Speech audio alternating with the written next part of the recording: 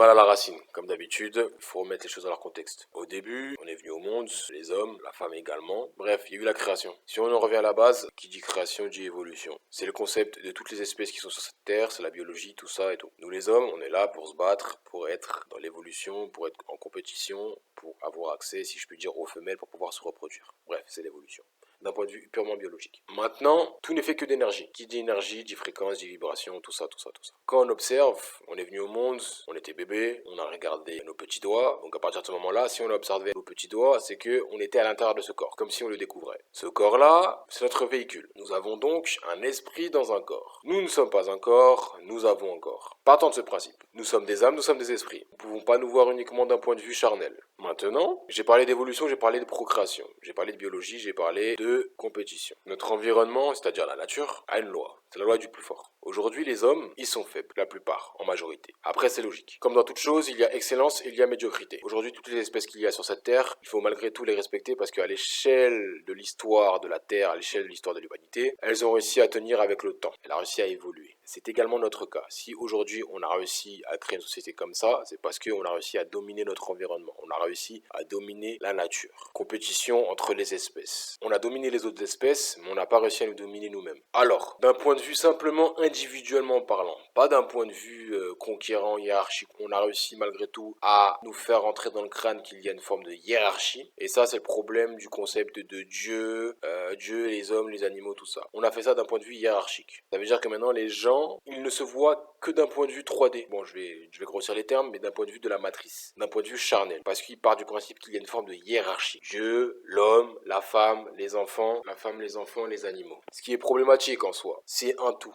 Ce n'est pas supérieur, inférieur. C'est un tout. Maintenant, l'homme, c'est un conquérant. On va être le meilleur, on a cette testo en nous qui fait que on va se confronter au danger, on va le regarder, on aura du courage et on va essayer de dominer notre environnement pour pouvoir l'offrir à la femme. Aujourd'hui, on parle que de l'homme. De ce point de vue, on a une responsabilité. Responsabilité et autorité vont de pair, autorité et responsabilité vont de pair. Partant de ce principe, l'homme doit absolument se contrôler pour pouvoir contrôler son environnement. Je rappelle, nous sommes un esprit dans un corps. Donc nous devons absolument maîtriser notre corps. Quelle est la représentation parfaite de notre corps? Nous avons nos jambes, nous avons nos muscles, nos bras, nos doigts, notre tête, notre manière de respirer, notre bouche, notre façon de parler, écouter, bref. Nos 5 sens et plus encore. Nous n'avons pas que 5 sens, simplement on nous a cantonné justement uniquement à nos sens un peu charnels. Nous n'avons pas que 5 sens. Ensuite, nous allons avoir l'aspect spirituel. Parce que comme j'ai pu dire, nous sommes un esprit dans un corps. Les 5 sens, ça représente uniquement l'aspect corporel de la chose. Maintenant, nous avons notre instinct. Instinct, intérieur. Tous les préfixes qui commencent par IN, c'est intérieur. Partant de ce principe, il faut comprendre que on se doit, en tant qu'homme, de maîtriser notre être intérieur pour pouvoir au mieux contrôler et maîtriser notre être extérieur, le corps. On se doit de maîtriser notre esprit pour pouvoir maîtriser notre corps, pour pouvoir ensuite l'offrir à la femme. Pourquoi l'offrir à la femme, me dira-t-on? Tout simplement parce que la femme, c'est la porte divine. La femme est l'expansion du monde. La femme, qu'on le veuille ou non, elle sait très bien ce qu'elle fait, car elle est la représentation de Dieu sur terre. Tout comme l'homme. Maintenant, l'homme doit apprendre à connecter avec ce Dieu-là. Pourquoi l'homme est également la représentation de Dieu? Alors, nous avons l'énergie créatrice. Donc l'énergie du créateur, ce qui nous permet de créer la vie. Vous me direz que tout animal a cette opportunité. Maintenant, c'est différent pour l'homme. L'homme est le seul animal sur Terre qui est capable de créer constamment de l'énergie sexuelle tous les jours, en abondance. Les animaux, ils le font potentiellement et après, ils sont extrêmement fatigués, ils sont quasiment à l'article de la mort. L'homme, il produit ça tous les jours. Il transforme cette nourriture-là en énergie sexuelle. Concernant tout ça, allez vous référer sur la chaîne de l'or noir de Fredo. Il en parle mieux que moi. Mais ici, nous sommes dans l'école du bien-être. Nous sommes ici pour faire en sorte qu'on apprenne aux gens, tout simplement, que ce soit hommes, femmes, à contrôler leur corps, à avoir une forme d'indépendance émotionnelle, à être responsable. Donc, dans un premier temps, il faut apprendre son propre corps, apprendre sa propre existence. L'homme a cette énergie en lui, cette énergie sexuelle, qui, la plupart du temps, il gaspille. Pour quelle raison il la gaspille? Parce que on ne lui a pas appris que c'était précieux. Du moins, oui et non. Il est censé le reconnaître d'un point de vue instinctif. Lorsqu'il a un rapport avec une femme et qu'il éjacule, il gaspille son énergie. Et cette énergie-là, une fois partie dans la femme, il a une forme d'égout envers elle. Ce n'est pas normal. Il doit repérer les signes. Il n'a pas assez observé son environnement. Tu te dois en tant qu'homme d'observer ton environnement et tout ce qui t'entoure. Tu te dois de suivre ton instinct. C'est parce que les hommes ont un instinct qu'ils n'utilisent absolument pas,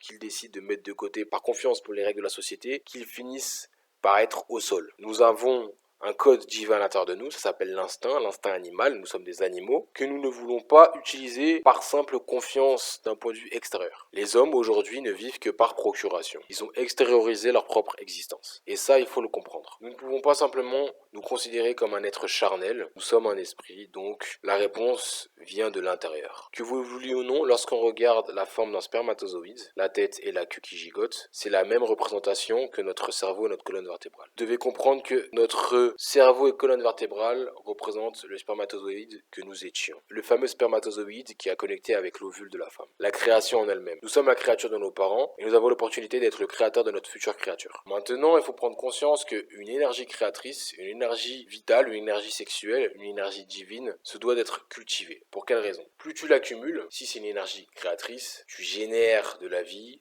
génie, le fait de créer, la genèse, le début. Cette énergie divine qui est en toi, tu te dois de la cultiver le plus possible pour pouvoir avoir des créatures encore plus évoluées. En l'occurrence, si on parle de ton enfant, plus tu cultives ton énergie sexuelle, plus ton enfant aura des attributs supérieurs, si je puis dire. Enfin, c'est le concept de la biologie, l'évolution, la génétique. Maintenant, si tu accumules cette énergie-là à l'intérieur de toi, sache que tu finiras par passer un cap spirituellement parlant. Parce que d'un point de vue déjà charnel, tu arriveras à te contrôler. Parce que d'un point de vue déjà charnel, tu arriveras à te contrôler. Car tu auras réussi à assujettir ta chair, ce qui n'est pas rien. Mais d'un point de vue spirituel, tu passeras un cap car tu auras compris que tu es la représentation divine sur Terre. En l'occurrence, la source, Dieu, peu importe, l'énergie créatrice, bref, ce que tu veux. Mais tu as cette énergie divine en toi, cette énergie créatrice. Donc, tu dois absolument comprendre que tu dois la cultiver pour pouvoir passer un cap dans ta vie, spirituellement parlant, et la porter ensuite sur le monde terrestre. Le monde terrestre et le monde céleste sont totalement liés. Tout ce que tu as sur Terre est lié à tout ce que tu as réussi à avoir spirituellement parlant, c'est-à-dire dans le ciel. C'est pour ça que tout commence par le ciel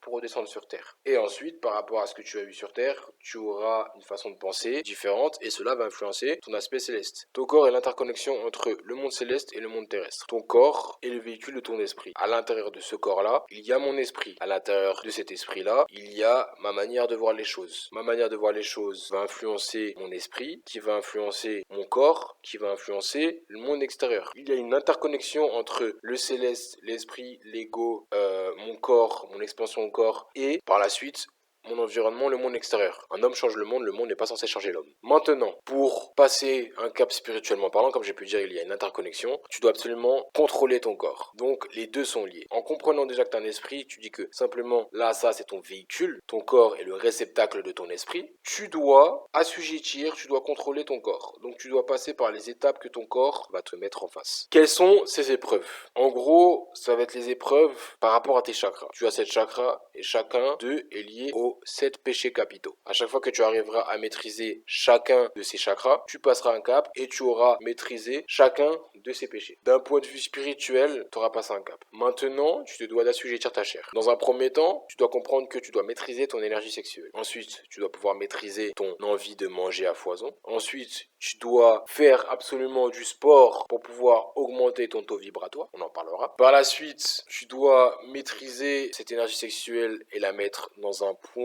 précis, en l'occurrence, si possible, la femme, mais d'un point de vue céleste, t'es avec la femme d'un point de vue céleste, et au fur et à mesure, tu dois améliorer le monde, tu dois le redonner au monde, tout simplement. Pour passer un cap, dans un premier temps, tu dois rester terre à terre, comprendre que certes tu as un esprit et que tout ce que tu fais a un impact sur ton esprit, sur ton corps, sur ta vie, il y a une interconnexion. Donc tu dois commencer par contrôler ton corps. Alors, d'un point de vue terrestre, l'école du bien-être a développé, j'ai développé 5 piliers. Nous avons le corps, nous avons l'alimentation, nous avons la santé, nous avons le soin, nous avons également la mentalité. Tu dois absolument contrôler ces 5 points pour pouvoir passer un cap. Mais dans un premier temps, tu dois te concentrer sur toi-même. Comme j'ai pu dire, l'instinct, le code divin intérieur, ton code animal, instinctivement, tu te dois de te concentrer uniquement sur toi, cultiver ton énergie. On t'a appris à la gaspiller extérieurement parlant, on t'a appris à coucher avec des femmes à foison. Ce n'est pas le cas. Tu dois absolument te préserver sexuellement parlant pour pouvoir travailler sur toi, pour pouvoir atteindre tes objectifs, tes rêves potentiellement sur ce monde terrestre. Tu dois passer un cap, tu dois te maîtriser. La maîtrise. L'homme est puissant lorsqu'il se maîtrise. Il a beau avoir la puissance, s'il ne se maîtrise pas, cela ne sert strictement à rien. L'homme, c'est la maîtrise. maîtrise. Tu dois maîtriser ton corps, tu dois maîtriser ta chair, tu dois maîtriser ton ventre, tu dois maîtriser ta puissance, tu dois maîtriser tes muscles, tu dois maîtriser ta pensée, tu dois maîtriser ta capacité à faire les choses sur le long terme, tu dois maîtriser ta discipline, tu dois être discipliné, tu dois maîtriser ta sagesse, tu dois maîtriser le fait de la redonner au monde, cette sagesse. Tu es une représentation divine, tu es une représentation créatrice, tu es la représentation du créateur. Donc tu dois comprendre que tu dois d'abord te maîtriser. Inspire-toi de ton environnement. Tout n'est que l'origine du créateur, si je peux dire. Tout ce qu'il y a autour de toi, la terre, tout ça et tout, c'est ton environnement. Tu dois t'inspirer de ton environnement. Pas d'excuses.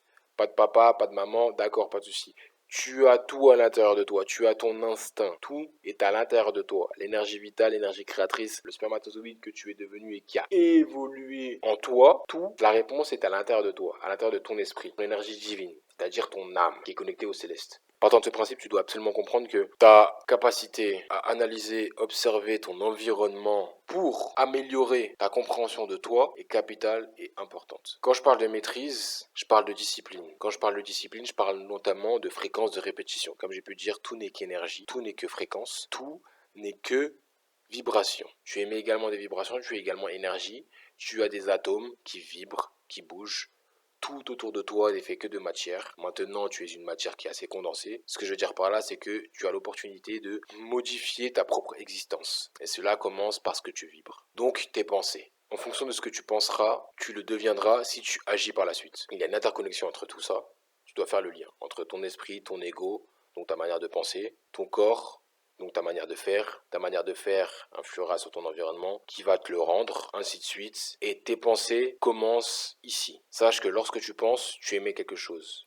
L'univers n'est qu'équilibre. Si tu envoies une information, il va te le rendre. Si tu envoies une information négative, il va te le rendre. Si tu lui envoies une information positive, il va te le rendre. Mais n'oublie pas que c'est l'évolution. Ça veut dire que parfois il y aura des épreuves pour que tu puisses passer un cap. Cela signifie que parfois, tu auras l'impression que le monde sera sur tes épaules. Pour autant que je sache, c'est simplement une épreuve pour que tu puisses passer un cap. Que tu puisses accéder à cette partie divine qu'il y a en toi. Qui dit discipline, dit énergie, dit fréquence, dit vibration. Qui dit fréquence, dit récurrence, dit répétition. Tu dois absolument observer ton environnement, prendre en compte la nature. Qu'est-ce qui se passe dans la nature? Les cycles. Prends en compte les cycles. Le soleil, il se lève tous les jours. Il y a des cycles partout. Il y a le cycle de l'eau. Lorsque tu manges, tu digères, tu chies. C'est un cycle. La femme, en elle-même, elle a un cycle à l'intérieur d'elle. Le cycle menstruel. À chaque fois, il y a des cycles. Les saisons, les jours, les heures. Ça se répète, ça se répète, ça se répète. Tu te dois d'être systémique.